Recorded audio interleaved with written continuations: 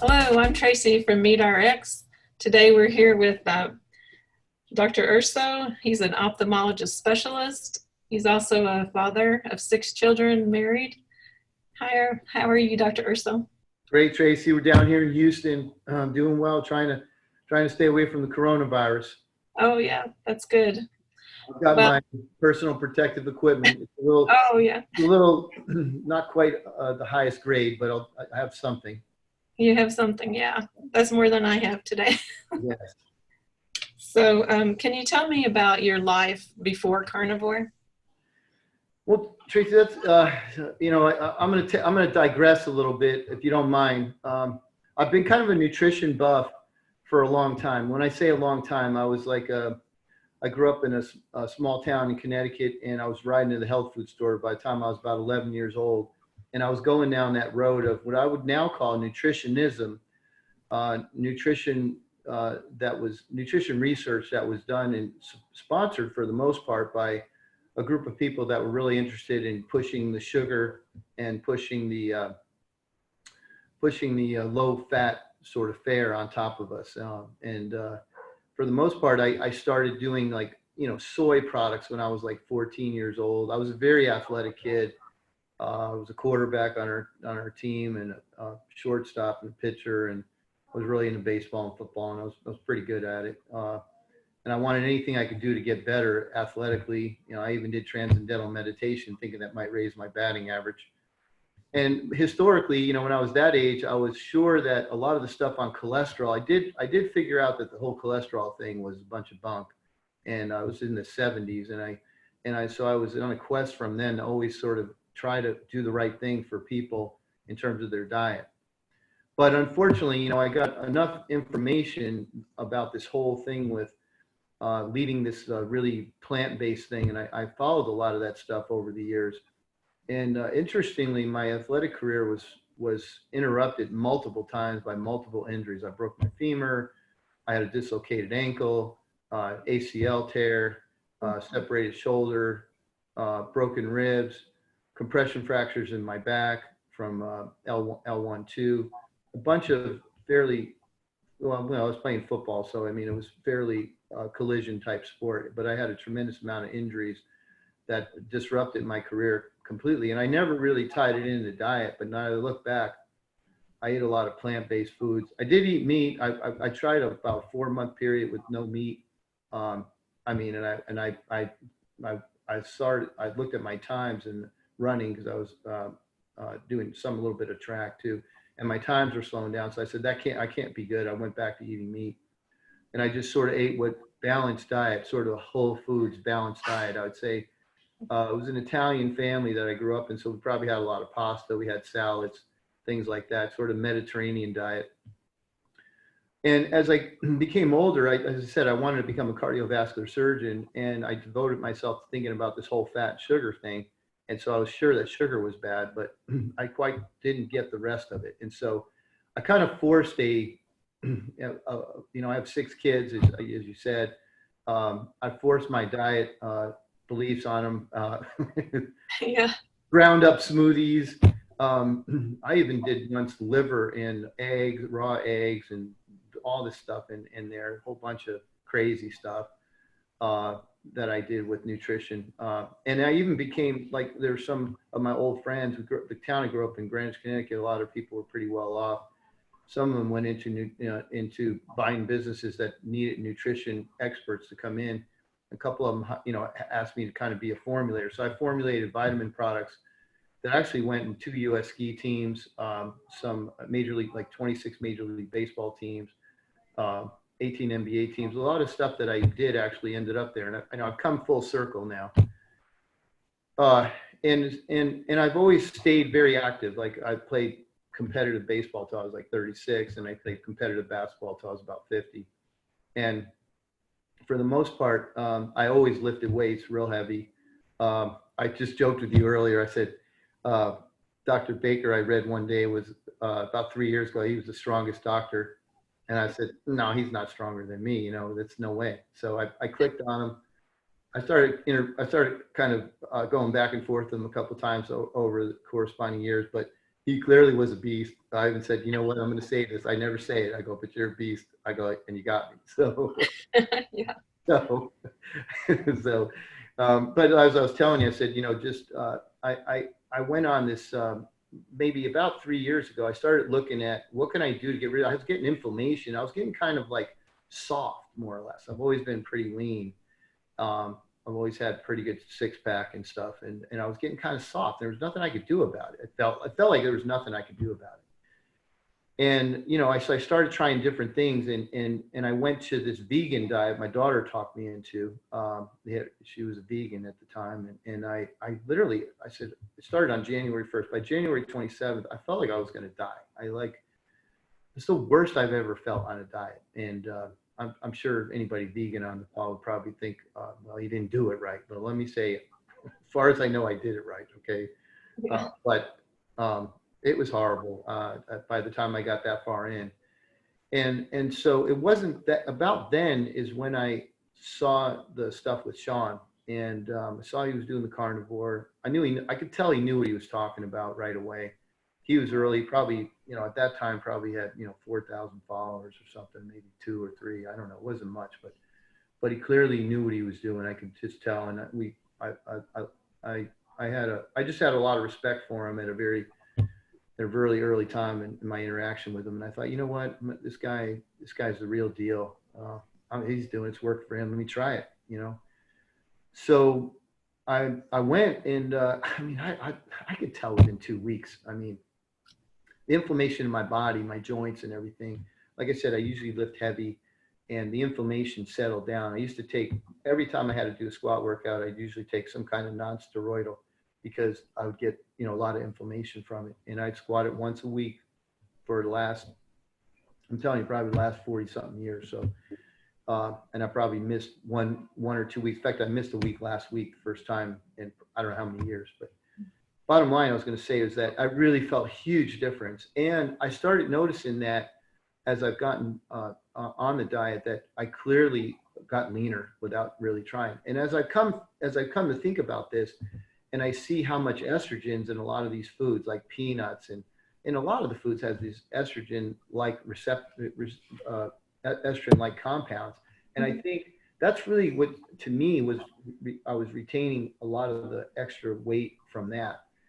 And I'm pretty confident about that. I've kind of transitioned to a more, probably a half organic meat, not totally, probably, if they go on sale, I buy them. Otherwise I just buy stuff, usually at Whole Foods or down here is a place called HEB that doesn't add a lot of stuff. And I try to get, I have a local butcher that I was going to for a while to get my meat fresh. You get the meat, you get them by the half cow. Mm-hmm. And I think that makes a little difference too. I actually felt like maybe it was a little bit better doing that. I'm not, like I said, I'm not sure about that, but I felt like I got a little more benefit out of having what I would call better quality meat. Mm-hmm. And I definitely stuck mostly with the ribeyes. I definitely have done that. I found out that eggs bothered me. I was like, so for a while I had eggs in the diet, and then I started recognizing that every time I ate eggs, I felt tired later in the day, and I don't know why. So I pretty much have cut those out of the diet, and I've eaten those probably 2 to 3 dozen a week since I was about 12, that I was telling you earlier. Mm-hmm. And I cut those out of my diet recently, probably the last 4 months. Recognizing that maybe I was getting a little allergic reaction to that. And, and what I've done in my population with my patients is I've actually talked to them all the time about doing this diet. Now it's a hard stretch because a lot of them they just have this thought that this is going to be awful. Like I can't believe this diet. Why is this eye doctor telling me about the carnivore diet? Of course, most of my patients have been with me a long time. A lot of them trust me, but that would be what I would think they would be thinking.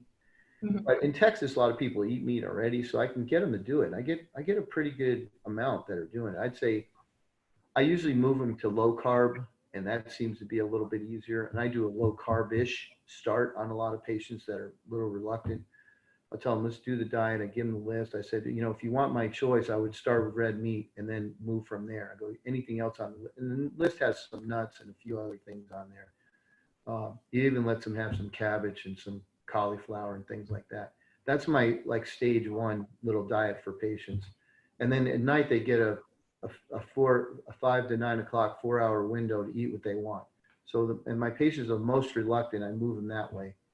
I talked to Dr. Weidman about this. We sat behind the scenes, and she's carnivore doctor online, and we had a great talk about that. I said I can't get everybody to go carnivore right off the bat, so I try to at least get them in that direction. It's kind of the direction that I went at first, so it seemed to work for me a little.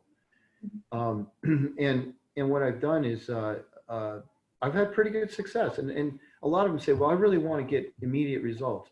Well, I'll give you an example. We had one of my patients had a C-reactive protein of 78, and I said, look, you've got tremendous amounts of inflammation in your body. I said, I personally let's do this elimination diet. She started with red meat, and she came back 2 weeks, remeasured her numbers were back down, I think 7 or 8. I don't remember exactly now, but it was very low, below 10. Wow. Which is a massive response of decrease of inflammation in a very, very short time. I had another employee that was having problems with, she couldn't get pregnant. One day I called her in and I said to her, look, I'm going to ask you something. It's very personal. I go, you don't have to answer. I go, but I can't help myself. I'm Mr. Helper. You know that. I like to help, and I said, so please don't, you can stop me at any point. Okay. And I said, I'm interested in what's going on, so she started telling me she's had PCOS and all these other things. And I said, look, I'm going to tell you something. I don't know if it's going to work. All right. She started crying. She's a really stoic person. So for her to cry, I was like, okay, this is bothering more. And I thought, I felt like, hey, I went in the right direction. So I said, let's try this diet. All right. Just eat only meat and do it only right now for the next 3 weeks. And let's just do this. And let's see how you do. And I'm telling you, about 4 weeks later, she came in, she had tears in her eyes, and she's like, I'm pregnant. She's like, I'm pregnant. It's like, and I just got this chills, which I just got again through my spine. And as you know, Sean gets these all the time. Right. But I get a good number because I probably get 1/50th of what he's getting, but my little patient population, which I see about 10,000 visits a year, I get a good number of people that are coming back. I had a nurse come back, tell me, she's a 35-year-old nurse with like 3 autoimmune disorders, says the best she's felt since she can't even remember when she felt this good. Wow. So I feel like my carnivore story is not just my story. It's my story of Sean's ability to kind of reach out to people like me that are doctors, that respect them, that, in a sense, we can then kind of go forward. And now that he's got the platform, the one beautiful thing is I can tell people, hey, go to the platform. There, you can, I'll talk to you more about it, but there's a platform out there. It's established, kind of give you a lot of the ins and outs, because this is so important what you guys are doing, because they can't find this information anywhere else. And I think, I don't know if you're there, if you recognize it, but since I'm seeing patients on a regular basis, it's so much more effective when they can get multiple looks at this material as opposed to me just sitting in the office. And it really, it's been to me like part of my carnivore success story is being able to turn other people's lives around because of the platform that you've established. So I wanted to say, like, that to me is one of the most amazing things. I remember telling Sean early on, I go, I love what you're doing. You're helping more patients, more people than you could ever help in an individual practice.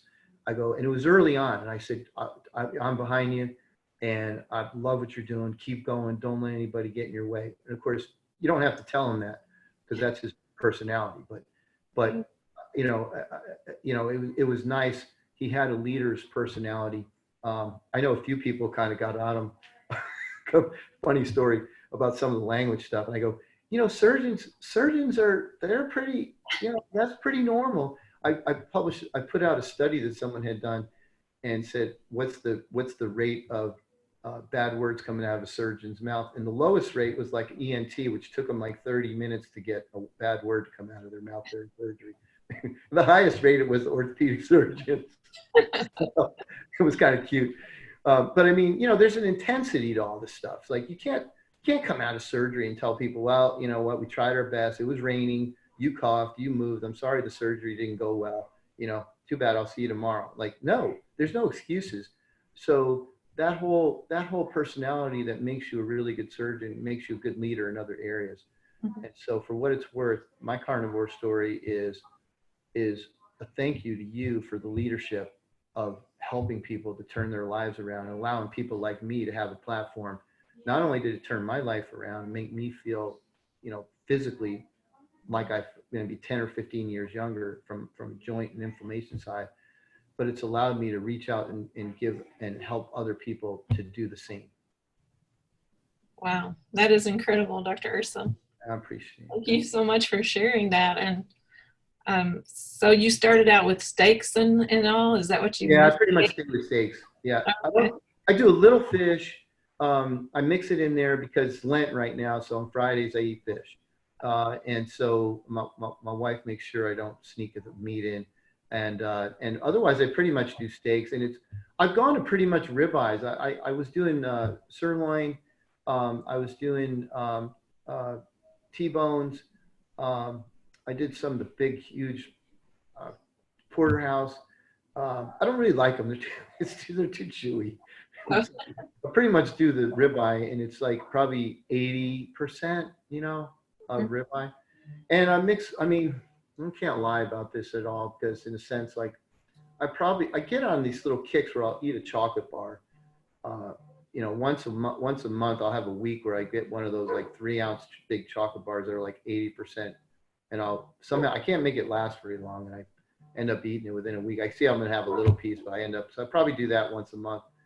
But I basically cut out all vegetables. I eat 0 vegetables, 0 salad. I just was at a friend's house, one of my partners last night, and I was telling him, it's a bowl of cellulose and water. I go, you don't need it, so he's like, really? You don't need any of this? I go, no. I said, I feel the best I've felt.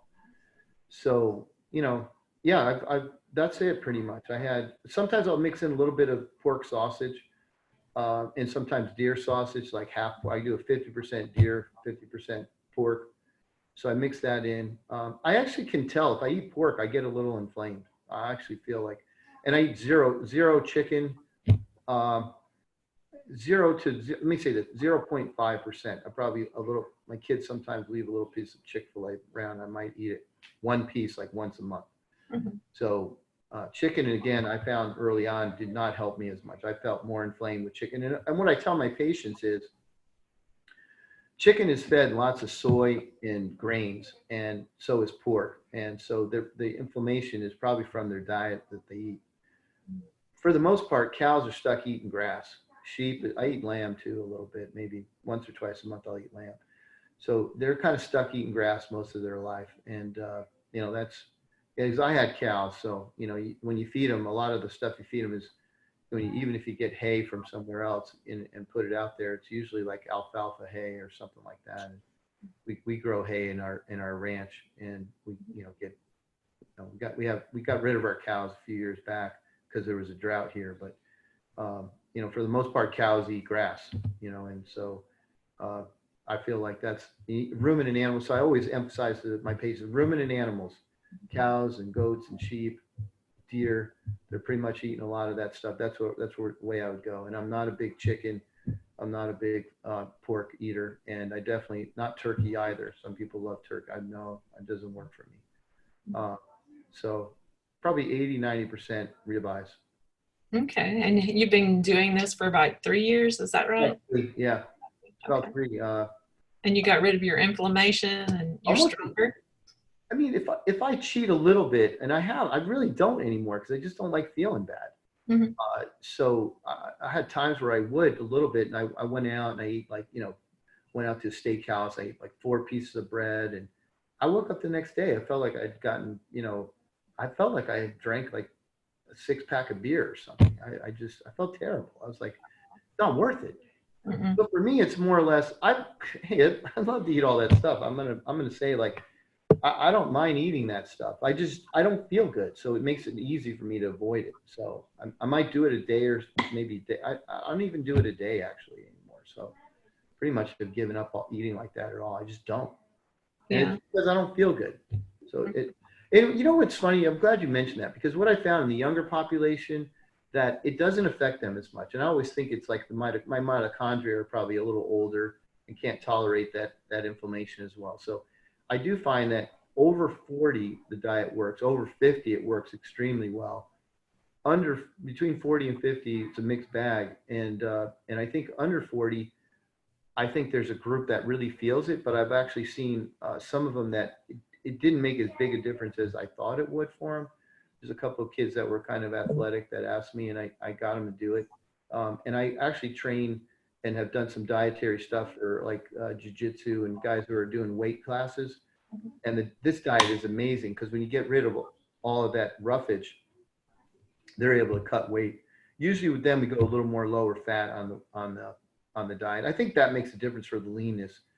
You know, if you eat a little more protein, I think is the way to go. So if you're trying to get lean, if you're trying to look good, I feel good regardless. I think actually sometimes I feel like I feel better when I eat the fat. But if I'm trying to lean out, I definitely will increase the protein, decrease the fat a little bit. Because there is, at some level, there's probably a calorie in, calorie out, you know, model to it all. But I usually tell people, eat when you're hungry and eat till you're full. And that's kind of my motto there.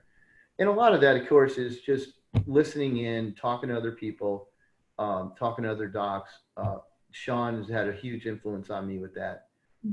So, you know, that's yeah, I think he would agree with most of what I just said. So, and it works. I mean, you know, I didn't ask him specifically on each one of these. It's just, you know, I've been following him for a few years. So, yeah. So do you feel like you're aging in reverse, kind of? Yeah. Yeah. Everybody's always, I look at my patients sometimes and I'm like, you look old. And I'm like, oh, they're 50. Well, I'm 10 years older than they are. I'm like, oh my God. I go, all right, look, we've got to, you know, we're going to do some things here. And I'll start going into it with them. So I probably on a regular day when I might see 40 or 50 people, I'll have a good 5 or 6 or 7 conversations that sort of digress. And my staff starts looking at me and their eyes start rolling. But I'm telling you, the biggest thing is I can point them to this way. And that's been a huge time saving for me. And they love seeing it in another venue. I mean, they love it. Like me saying it is awesome for them. But if they see it in multiple venues, it makes a huge difference. I mean, you can't imagine how much impact it has. Yeah. And they like hearing, it's good to hear it from a doctor, an MD. They like hearing that from an MD. You know, it's sort of say, okay, it's okay to go look at that. And down here in Houston, we have some pretty big sort of veganish docs. We have a good number that are, I forget one of the guys, he's really big in bariatrics. He had a TV show and he's all into like the vegan side of things. And of course he looks like, I look a lot better than he does, no offense. But I mean, I'm not trying to, you know, my wife tells me to be humble and grateful. I'm just going to be humble and grateful. Never mind. Oh, yeah. No, I won't listen to her right now. But anyway, he doesn't look so good. So, you know, and it's, you know, I always tell people that diet is malnourishment. You're not getting carnitine, creatine, taurine, choline, B12, K2. It's like you can't get it from vegetable products. It's not going to happen. So feel sorry for them. You know, it's and I think the other thing is I think it drives a lot of the anxiety, a lot of the issues that a lot of the vegans have are driven by the diet themselves. I think their sort of cultism is actually reinforced by the diet, which has them mentally unstable. And I'm not joking about that. I'm seriously not joking about that. It really does. And I've actually thought about developing a vegan supplement because they're just not getting this stuff. But I think the bigger issue is to just let people know that it's okay to eat meat. And not only is it okay, it's probably the best thing you could possibly eat on the planet. You want to see what health food looks like? And I show them a picture of a ribeye and go, there you go. There's your health food. And a lot of them would sit there and text like, oh, that's the best news. I got to tell my wife, I go, have her call me. Here's my cell. So I give my cell to all these patients. Say, call me if you're struggling. I gave you the references and so pretty exciting. Yeah, it's the most nutrient dense food there is, meat.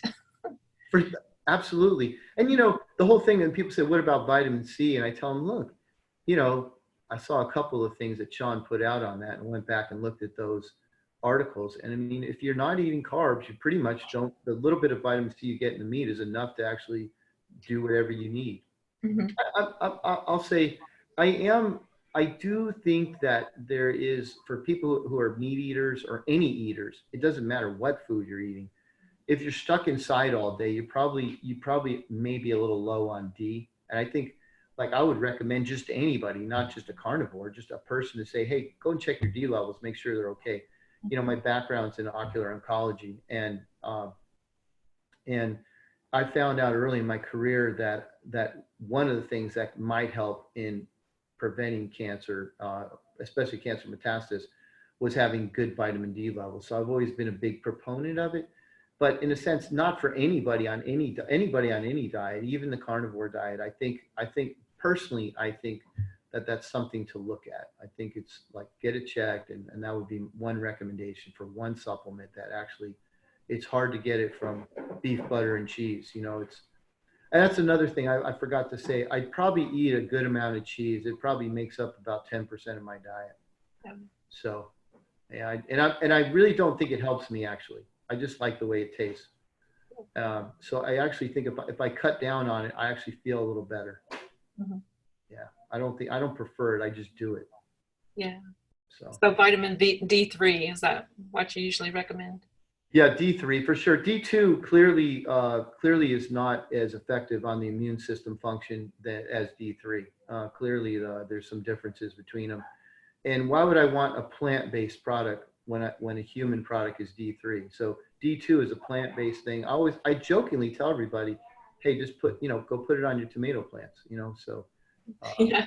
Or put it on your flowers, just spray. They go, well, the doctor wrote for it. I go, the doctor probably wrote for vitamin D, and the pharmacist actually is the one who made the choice. Mm-hmm. And then, like I said, just sprinkle it on your flowers or your tomato plants, and that'll maybe help them out. And they look at me, and I go, I'm half joking, but I'm half serious too. So. I like to get mine from the sun mostly, but yeah. Yeah, I don't use sunblock. I'm not a big sun. I mean, I hate this because I have some friends that work at MD Anderson, and they follow me a lot, and they get so mad when I say that, and I say, I can't help it. I go, this is what I believe. So, because I used to work side by side next to the melanoma clinic, and here's the data that I tell them, like in the old studies, people who spent more time in the sun get less cancer than people who spent more time in the sun. They get more skin cancer, but they get less other cancers. So vitamin D is a wonderful thing, and sun is probably the best source of it. And you have to have your shadow shorter than you in order to make good vitamin D. So if you go out at 5 o'clock, you're probably not making a lot of vitamin D.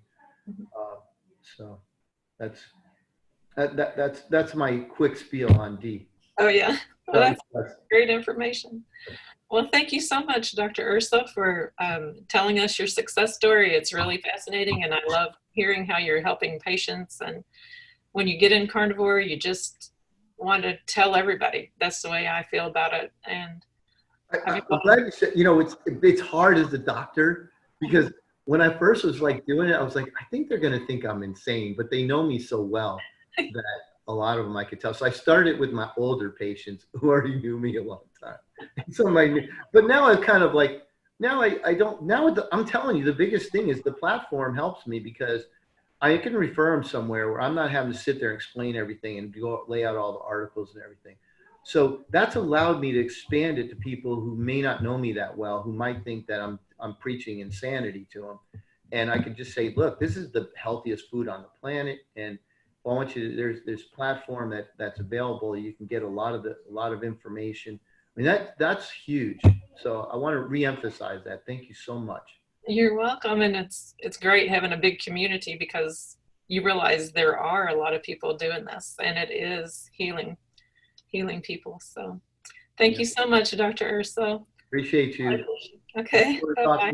Bye. Bye-bye.